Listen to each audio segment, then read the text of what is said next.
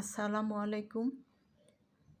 আমি আজকে আঙ্গুর দিয়ে কিশমিশ বানিয়ে দেখাবো। এক এক করে বোটা ছাড়িয়ে নিব।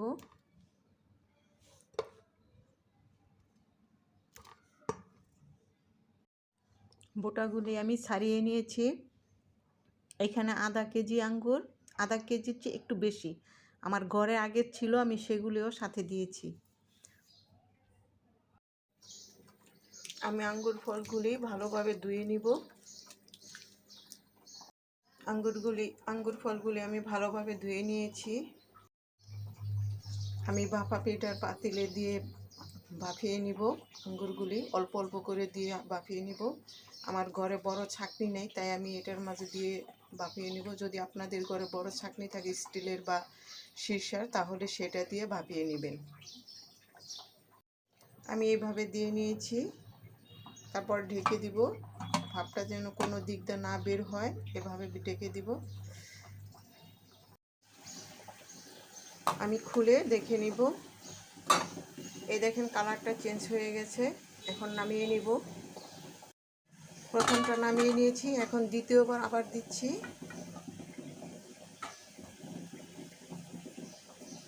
এখন ঢেকে দিব, খুলে নিব। এই তো হয়ে গেছে দ্বিতীয়টা। খেয়াল রাখতে হবে বাফানোর সময় যেন ফেটে না যায়। নামিয়ে নিব। আমি এটাই করে শুকাবো। এটা আমি একটা কাপড় বিছিয়ে নিব।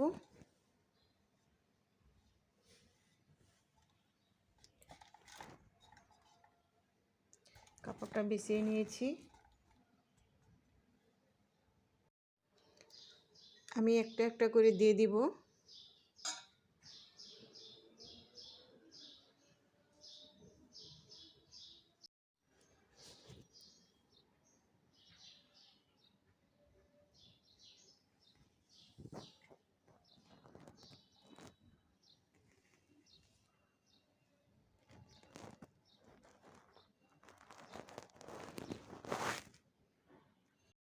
ছাদে নিয়ে আসলাম, একটা মশারি দিয়ে দিলাম যাতে পাখি না খেয়ে ফেলে।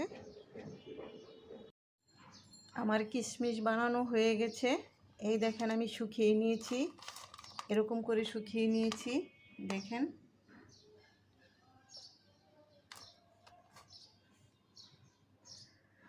আপনারা যদি কেউ বানান তাহলে এভাবে বানাবেন।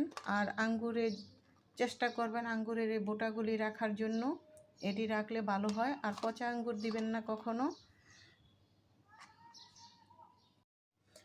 আমার এই কিশমিশগুলি বানাতে সময় লেগেছে 2 থেকে 3 দিন। আমি 3 দিন ভালোভাবে রোদ্রে দিয়েছি। আপনারা এইভাবে দিবেন। আশা করি আপনাদের কাছে খুব ভালো লেগেছে আমার কিশমিশ বানানোগুলি। আমি নিজের হাতে বানিয়েছি, দেখেন।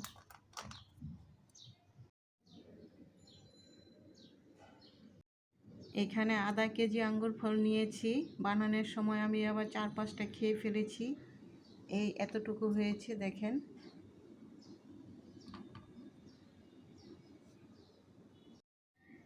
আমার ভিডিওটা ভালো লাগলে শেয়ার সাবস্ক্রাইব করে দিবেন। ধন্যবাদ সবাইকে। আসসালামু আলাইকুম।